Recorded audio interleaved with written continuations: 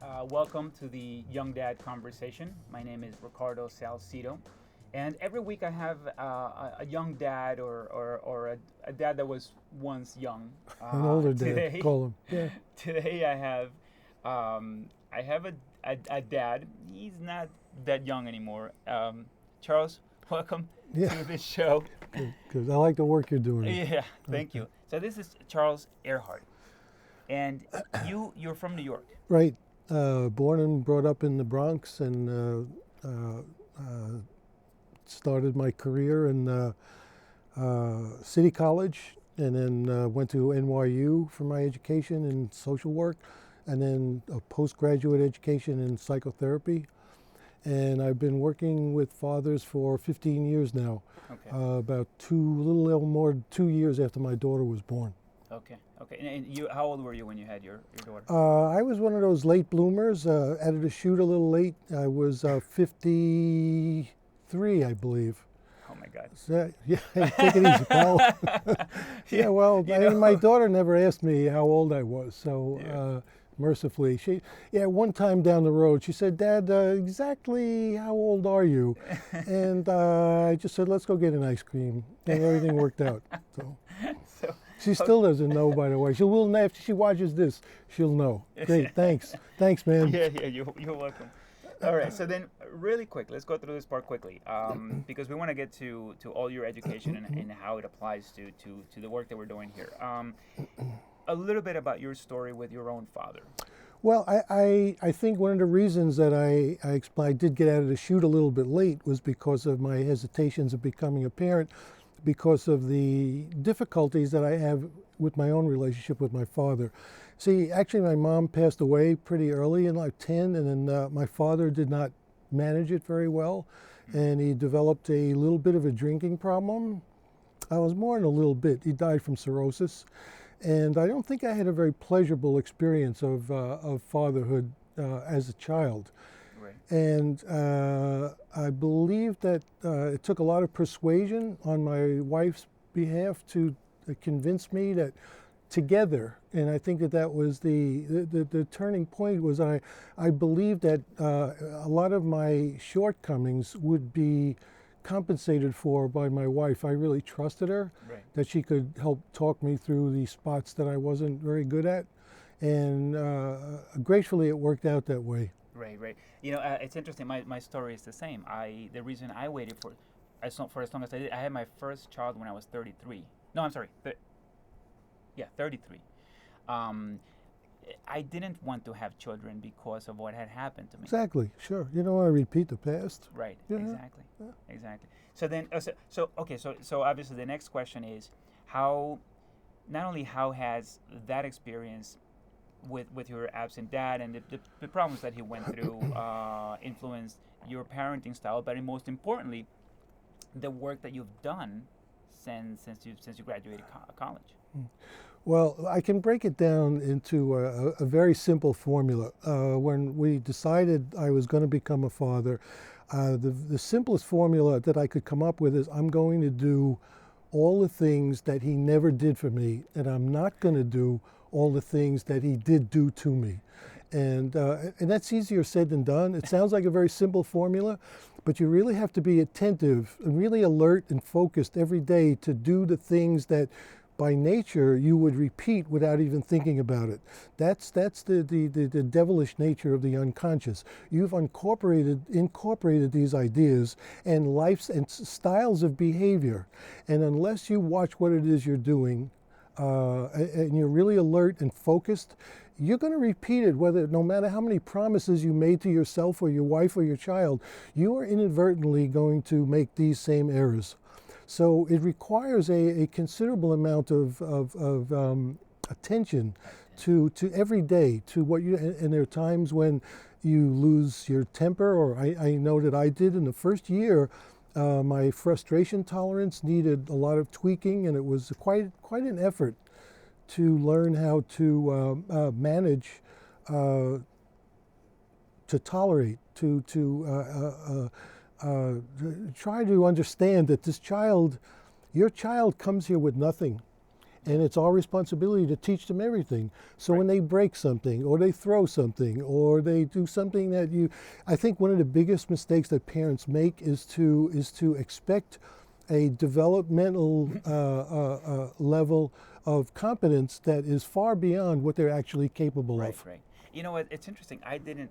I was also very short-tempered when early on. I don't know. I don't know why. I don't know why. So how did you manage it? Oh, I was aware that I hated myself for it. And one day I finally said, enough of this, enough. I just don't want to be that guy anymore. Well, I think that in the world of psychology, all the research studies, apparently becoming a parent is considered one of the most stressful passages in the human condition. And in all of the passages that we go through, learning to take care of someone else, that small and that demanding and that needy, and all the anxieties that it produces, it's not for nothing that we have a 50% divorce rate. And most of these divorces are started after the birth of a first child. Right. Wow. So then, okay. So tell me. Of course, I want to get into the work that you've done with fathers, but I want to know do you have a definition of a perfect father? Because you were talking about not doing the things that Right. you didn't like, Right. and so what might perfect be? What does a perfect anything be? There's no such thing. First of all, I know really it's true, and I think if you're looking to try to master something to perfection, particularly something as every kid is different, and every wife is different, and every father is different. So there's no playbook. You can't study. You would do well to learn about the developmental stages that a child goes through. So when you're watching your child do something that seems like, oh my God, what is he doing now? Right. Well, if you had read a little bit about what's expected of them developmentally, you could say, hey, look what he's doing now. It's like, hey, it's right on time. So that's an answer. So not a perfect father, but a father that is looking to become a good father is an educated father. Yes. And I think that too many fathers have resigned in all the classes that I teach. One of the first questions that I ask, and once a month I teach a class at Roosevelt Hospital, as you know, and we get anywhere from like 8 to 12, 14 guys. And one of the first questions that I ask them is, how many guys are doing a reading? And they look at each other like, what, me? Like they expect their wives to fill them, to pass on all the information to them. But what happens now in this very simple thing of not taking the initiative, they've resigned themselves to the adjunct parent. Now their wives are now considering them as the second child, only a little bit older. Right. Because if they have to do the reading and they have to tell the father what's what, they have to ask him to do this, to do that.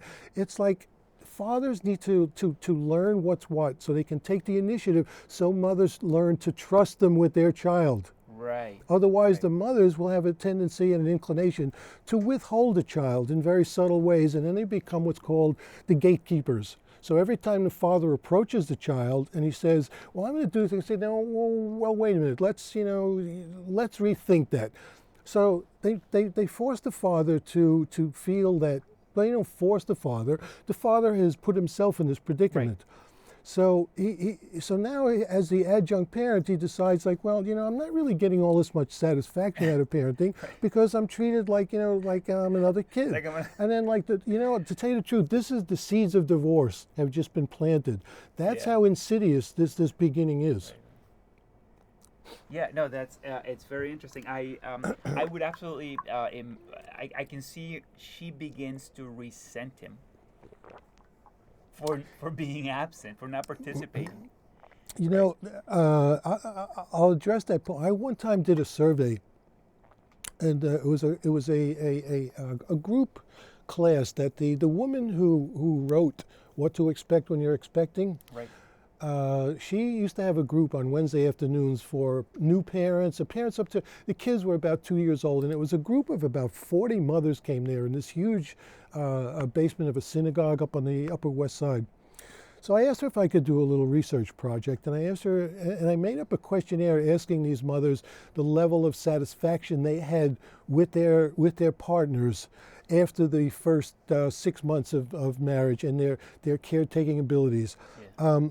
It's unfortunate that I have to report that I would say over 40%, that's 2 out of 5 mothers, registered either bitter disappointment, and some of them either saying, please, I don't even want to go there. Oh. But 2 out of 5 people said that, I'm so disappointed in how he stepped up, and he really doesn't understand the work that we're doing. I mean, if he thinks that I'm home like watching exercise videos and eating bonbons, like he's crazy. Right. But you see, fathers, they have it in their head that parenting, it's still, even if they want to be involved, they still have it someplace in their head that it's the mothers take care of the children Right. first, and they're the secondary parents.